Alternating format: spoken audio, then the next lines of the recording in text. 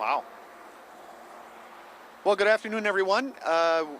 Welcome, I suppose. My name is Tim Cartal. I am the City Councillor for Ward Bahesawin, which is technically the space that we're standing on here today. Really an exciting announcement today. We get to celebrate the fact that the Anthony Henday Drive, the southwest portion, has been widened to 3 lanes, and that includes the bridge portion that we're standing right next to us here. This is really important for this part of the city, for southwest Edmonton. Not only is this a primary commuting and goods and services corridor for this quadrant of the city and of the Edmonton metro region, but it is vitally important for those that live in southwest Edmonton as a commuting route. This is the route that allows us to get to other parts of the city very quickly. It is counted on by so many of the people that I have the privilege of representing. And perhaps as importantly, in the short term, it will provide a little bit of relief for the work that's going on Terwilliger Drive. The construction is going to continue there for a little bit, and this now provides that high-speed, widened, high-capacity corridor that allows people to get to the west end of the city from the south side. So really want to thank the province for their investment in this project. Really want to express our thanks on behalf of Edmonton City Council and Mayor Sohi that the project is finally done. We got another happy customer traveling across the bridge here right now. So just really want to say that. Happy to take any questions after. And I will like to introduce DevonTechnician, the Minister of Transportation and Economic Corridors, who's got a few words to say. Thank you. Well, thank you so much, Councillor Cartal. It's great to be out here. This is my second time actually out on the ring road in the last 2 days. So I know there's other parts to the ring road, but it's just great to be here. And obviously, when a provincial project is completed, it's always great news. And I'm proud to announce that this $100 million project for Edmonton is now complete. As of actually late yesterday, all 6 lanes of the southwest Anthony Henday Drive are open to traffic. And this portion of the Henday is now 3 lanes in each direction from Calgary Trail to White Mud Drive. And this means significant time savings for Edmonton drivers. So up until now, it could take about 25 minutes or longer to travel between White Mud Drive and Calgary Trail. And with these new lanes, motorists should be able to drive that exact same route in 10 minutes, saving obviously about 15 minutes of travel time in one direction. And this section of the Henday was actually opened in 2006. And it was originally constructed to handle about 40,000 vehicles per day. But just 3 years later, the capacity was exceeded due to just the phenomenal growth in this section of the city. And that turned this section of the highway into a parking lot at times with major traffic congestions.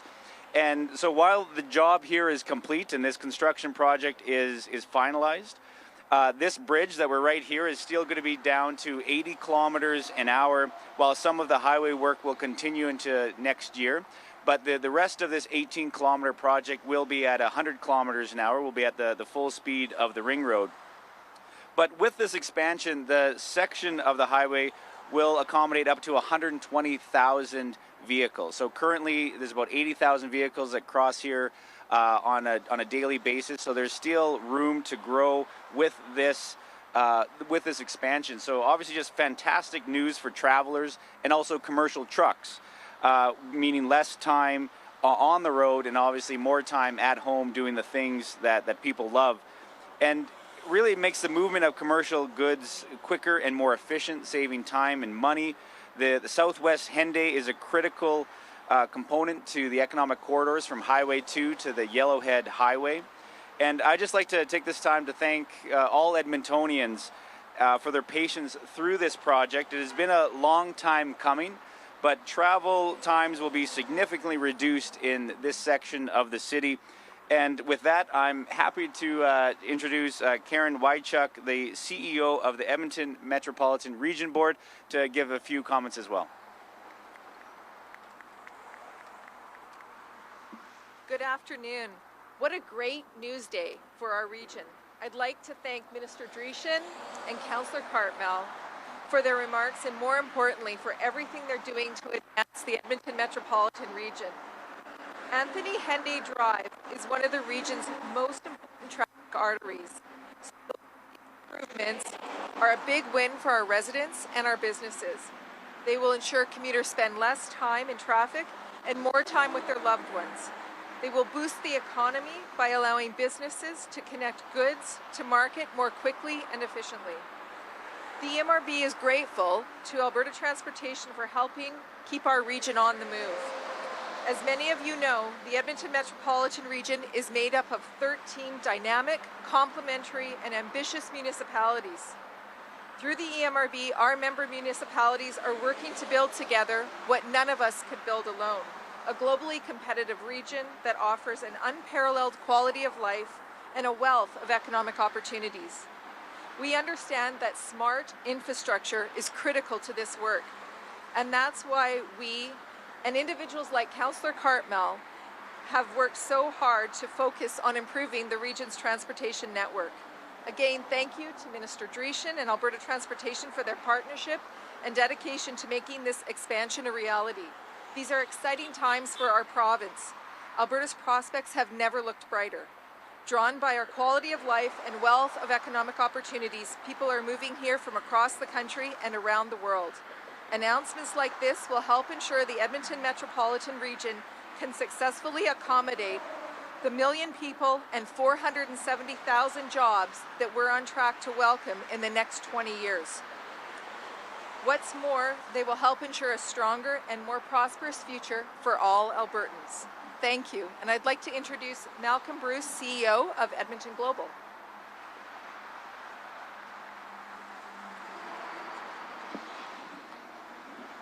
Good afternoon, everyone. My name is Malcolm Bruce. I'm the CEO of Edmonton Global, which is the regional economic development company created to support the Edmonton metropolitan region, both in terms of attracting investment, but also in helping companies move into the export market space.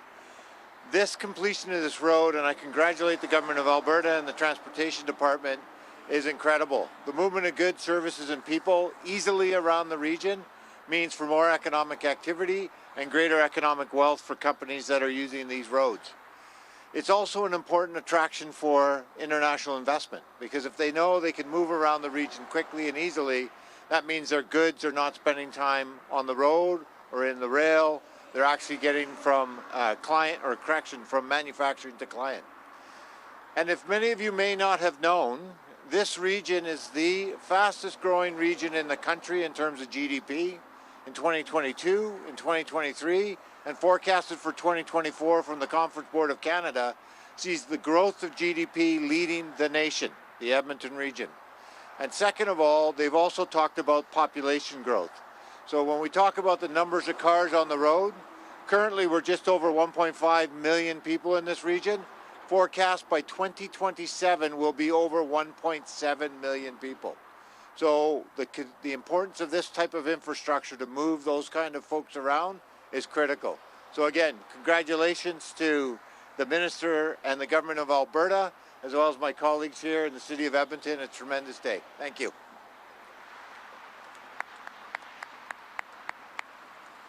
Okay, so with that, we'll have time for some questions from the media. So if you have any questions, please step up to the mic. We'll do one question, one follow-up. Please wait for me to call on you for your follow-up question. Thanks. Hi, Adam Zagrelli with City News. Just wondering, we see barriers, we see the lines aren't fully in yet. How long is it? You said it was going to be a year expected to basically finish up the remaining tasks? Yeah, so right here by the bridge, all this extra kind of work on either side should be done by spring of next year.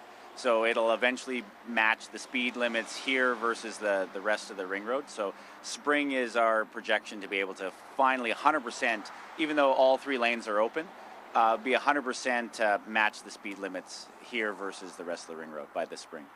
Okay, and for your follow-up? How overdue is the project? Was the timetable, was it on time essentially? And what was learned through the process of completing the project? So this $100 million project was a year over time. It took, obviously with COVID, supply chain issues, labor issues as well, to be able to make sure that they had the products, and especially when you're dealing with bridges, there's that added complexity as well. So it was a year over time, but that $100 million, to be able to see it completed now, it's future proofing essentially, to make sure that they now have the capacity of 120,000 vehicles per day, even though it's about 80,000 vehicles per day right now. So it's still a welcome news that it's finally completed. Okay, and up next.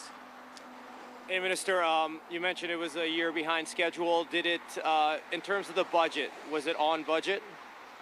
So the $100 million is really that was what it was actually supposed to cost. So it came in on budget, but that extra time to be able to make sure that we could finally be completed did take that extra time, but it was on budget.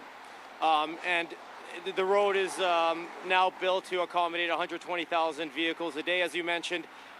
Are you confident that it's, I guess, big enough now to accommodate this traffic for years to come? I mean, we've heard about how much Edmonton's going to grow. Are you confident that, the road's big enough now to accommodate traffic for the extent, for the foreseeable future? It should. That 120,000 mark will be, exceptional growth, but this is an area of the city that has seen exceptional growth. So we are expecting that, this area will probably be the next to advance to the next stage, but the rest of the ring road will probably have to catch up to this section of the city first. So you'd see improvements on the Anthony Henday and other areas before you'd see another addition to this area. Okay, and now we're going to go to the phone line. So, operator, can you please put through the next caller? Jonathan Bradley, Western Standard. Hello, Minister Dreeshen. Thank you for taking my question. You said that this expansion will help enhance Edmonton as an economic corridor. How do you anticipate the expansion will improve the economy? So when you look at just travel times through this stretch, this 18-kilometer stretch of road, it's about 15 minutes in one direction. So when you look at not just commuters and drivers going to work and going home, have a half an hour savings every day. But when you do the metrics when it comes to commercial traffic and truck traffic, to be able to travel from Highway 2 over to the Yellowhead and up north, it's a tremendous saving. So and benefit to the economy. So, and as Malcolm Bruce pointed out from Edmonton Global, you're going to hopefully see a lot more companies want to invest in this area and surrounding areas of the city, because they know there is an efficient road network that can move their products in a timely manner. So that's it's really great to see that a road network can keep pace with our economic growth here in Alberta. And I think that's probably one of the biggest challenges that we have as a Department of Transportation and Economic Corridors, is to make sure that we can live up to that growth potential. Okay, and Jonathan, do you have a follow-up question? You spoke about this project having challenges with it, but you were able to overcome. What did you learn from producing this project? Well, what we've learned from this project and others is the overall procurement method. And we've actually worked with the construction industry to see what we can do as the government to have better contracts, better bids going out to the industry, so that there's a lot more certainty of the design of the project, and that risk transfers are put in the right place. So that's something that we've been engaging with the industry. We're in the upcoming budget next year, we're hopefully going to have a new system in place so that taxpayers get better value for money, and also the construction industry has better market signals to know what exactly we're offering with our capital plans across the province. So I would say, this project and many others, there's been a lot of lessons learned that we can build on. Okay, operator, can you please put through the next caller? There are no other questions on the phone at this time. Okay, then we'll go back to the floor. Are there any more questions from the floor? Opening up the Anthony Henday to 3 lanes, are there talks about increasing the speed limit from 100 kilometers to 110 kilometers? We always review the speed limits in certain areas. There can be whether it's reductions or an increase of speed limits depending on the situation. So that's an ongoing discussion that we're having to see, because especially in certain sections of the ring road, it is very well designed to have the higher rate. So, but obviously when you add in overpasses and the distance of overpasses to other overpasses, that also affects the engineering of it. So that is something that we're currently reviewing. You have a follow-up? Any more questions from the floor? All right, and with that, that ends our announcement for the day. Thank you very much, everyone. Thank you.